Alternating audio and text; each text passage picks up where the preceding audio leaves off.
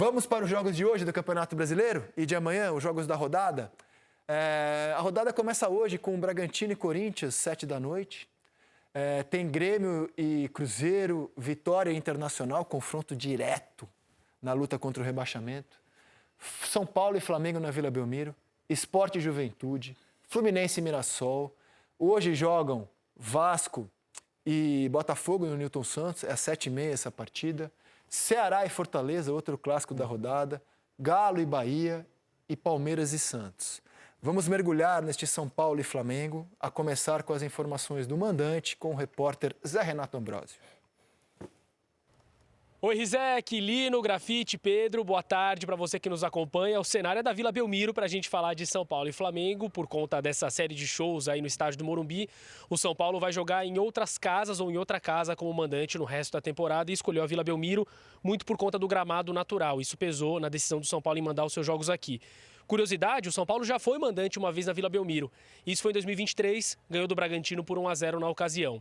Para esse duelo de hoje à noite, São Paulo 8º colocado, Flamengo vice-líder. O São Paulo briga para tentar colar na parte de cima e brigar de fato por uma vaga direta na Libertadores. E o Flamengo apenas, entre aspas, pelo título do Campeonato Brasileiro. Eu vou destacar o duelo dos treinadores, das opções e das faltas de opções que Hernan Crespo e Felipe Luiz têm para esse jogo. Começando pelo São Paulo, que não vai poder contar com Enzo Dias e Alan Franco. Os dois estão suspensos e não jogam. Mas tem os retornos do Luciano, que estava suspenso na vitória contra o Vasco. O Luciano é o líder em gols na temporada do São Paulo e vice-líder em assistências. E também do Cédric Soares, recuperado de uma fratura num dedo do pé. Deve inclusive ser titular hoje à noite. A grande carência do São Paulo é a lateral esquerda. O Wendel, o outro lateral, já estava machucado há algum tempo. O Crespo vai precisar ou improvisar ou mudar essa formação. Do outro lado, Felipe Luiz no Flamengo pode ter um retorno importante. Não é nem um retorno porque ele jogou contra o Sport no primeiro tempo. Mas o Carrascal saiu daquela partida com dores na costela. Existia até a preocupação de que fosse uma fratura, mas é só um edema. O Carrascal veio para Santos, está concentrado e pode inclusive começar como titular ali em algumas das posições do ataque. Mas o Felipe Luiz tem 5 desfalques importantes também. Alguns que já eram previstos, né? O Jorginho se recupera de um problema muscular na coxa. O Léo Ortiz segue se tratando de uma lesão no tornozelo. E o Pedro com aquele problema no braço direito. Além de 2 jogadores que estão suspensos. O Everton Araújo foi expulso na última rodada e o Bruno Henrique está suspenso. Isso leva o Felipe a estudar também o que ele pode fazer com o lado direito do ataque do Flamengo, já pensando também nessa carência do lado esquerdo do São Paulino. Aí é papo para Crespo e Felipe e para vocês aí da bancada discutirem esse jogo tão importante que pode decidir os rumos do campeonato e os rumos da temporada. Para um lado do Flamengo e para o outro do São Paulo. Jogão hoje à noite com transmissão da Globo e cobertura completa também no Sport TV, pessoal. Valeu, Zé Renato. E essa casa, né, a casa do Rei Pelé, será, até o fim do campeonato, a casa do São Paulo.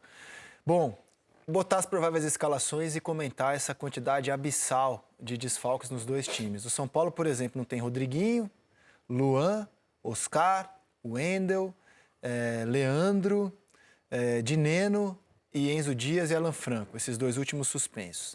Então essa é a provável escalação com Rafael, Ferrarese, Otolói, Arboleda e Sabino, o Cédric Soares, Pablo Maia, Bobadilha, Marcos Antônio, Patrick, Luciano e Lucas. Flamengo, a prévia, né? Aposta em Rossi, Varela, Danilo, Léo Pereira e Alexandro, Pulgar, De La Cruz, seria, se o De La Cruz jogar, o segundo jogo seguido dele, e Arrascaeta, Luiz Araújo, Plata e Lino. Carrascal está de volta, recuperação muito rápida do colombiano. O Flamengo tem o desfalque do Pedro, do Jorginho, do Léo Ortiz, esses todos machucados, e Bruno Henrique e Everton Araújo suspensos. Com tantos desfalques, melhor para o time que tem elenco. Carrascal está de volta com interrogação, né? Sim, voltou a ser relacionado. Voltou a ser relacionado. E é óbvio que quando você tem muitos desfalques nos 2 times, melhor para o elenco que é muito superior. Então, o Flamengo tem condição de montar um time muito superior do que o São Paulo. Sim. Né? Isso ficou claro ali na prévia do jogo, né? Mas bem superior. Né? E se você recuar nos tempos do Caleri machucado, são 12 jogadores no DM do São Paulo com importância e capacidade de a gente jogar. pegou só os que ainda têm esperança de jogar na temporada. Muita gente.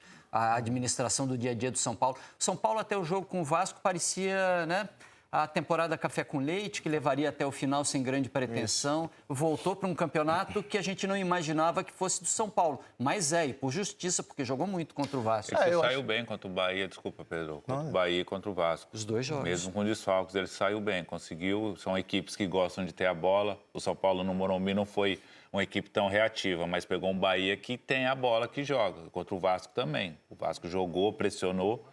E o São Paulo se comportou bem. Acho que leva essa confiança para esse jogo.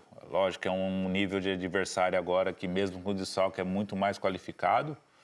Mas o São Paulo chega com a confiança. A vitória contra o Vasco dessa confiança foi. Você acha que o Caldeirão da Vila vai ter algum impacto positivo ou negativo para o São Paulo? Que é a casa do São Paulo até o fim do campeonato, cara.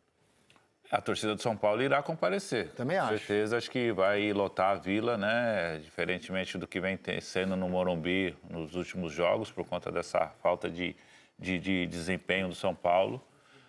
É um campo neutro, acaba sendo um campo neutro porque não é sua casa, não é onde você está acostumado a jogar, de conhecer o gramado, essas coisas e tal. Mas está jogando no estado de São Paulo, vai ter o torcedor a seu favor.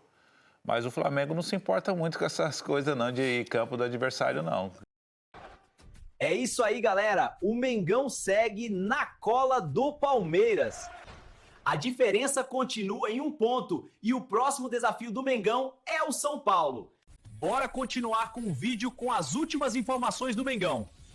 Joga também. A ida foi a estreia do Crespo. Vamos lembrar como é que foi?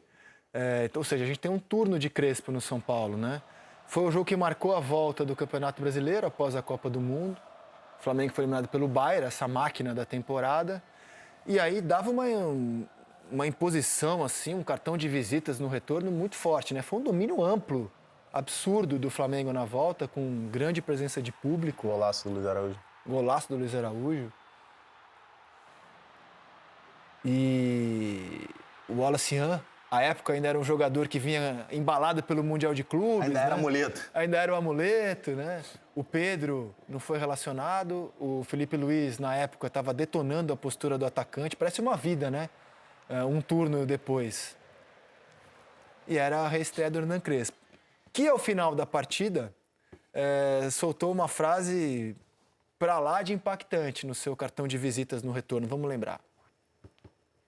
Esperar de chegar ao sonho do ganhar Copa do Brasil ou Copa Libertadores, mas neste momento foco en aquilo que podemos fazer neste momento, tentar recuperar o elenco, lutar cada bola, e sabemos perfeitamente que não, graças a Deus, não todos os dias vamos jogar com o Flamengo no Maracanã.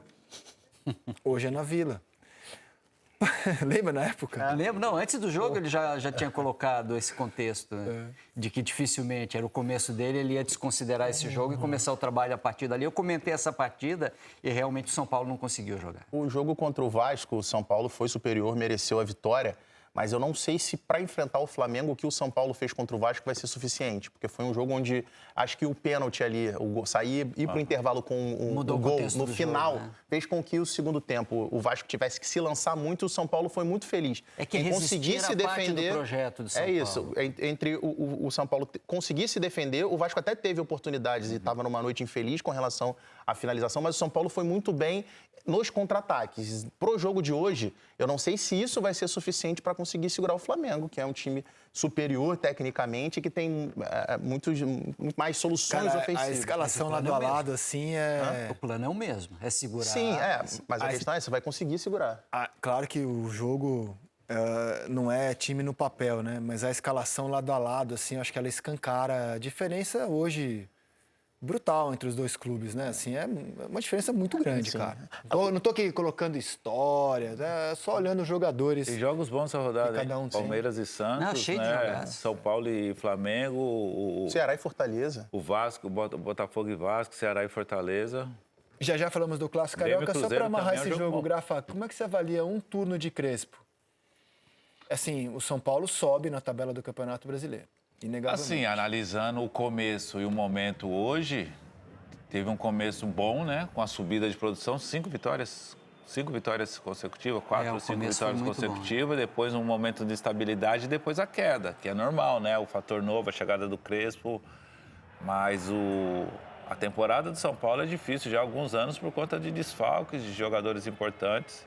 Mas, assim, no geral, lógico que a eliminação na Libertadores tem um peso relevante nisso daí, né? Que não estava nos planos ser eliminado da maneira que foi pela LDU. Mas analisando no geral, assim, acho que um bom desempenho. Era esperado um crescimento do São Paulo e a melhora na tabela do brasileiro. Só que tem um fator negativo que é a eliminação da Libertadores. Das Copas como um todo, Das Copas, né? Do Furacão na Copa do Brasil. E da maneira que foi, né? Ele se defende dizendo que o objetivo era tirar o time do rebaixamento. E isso, de fato, no Campeonato Brasileiro... Mas gerou uma expectativa nas Copas grande por conta dos embates que é o contrário, né? O Zubeldia era um péssimo Campeonato Brasileiro e foco nas Copas.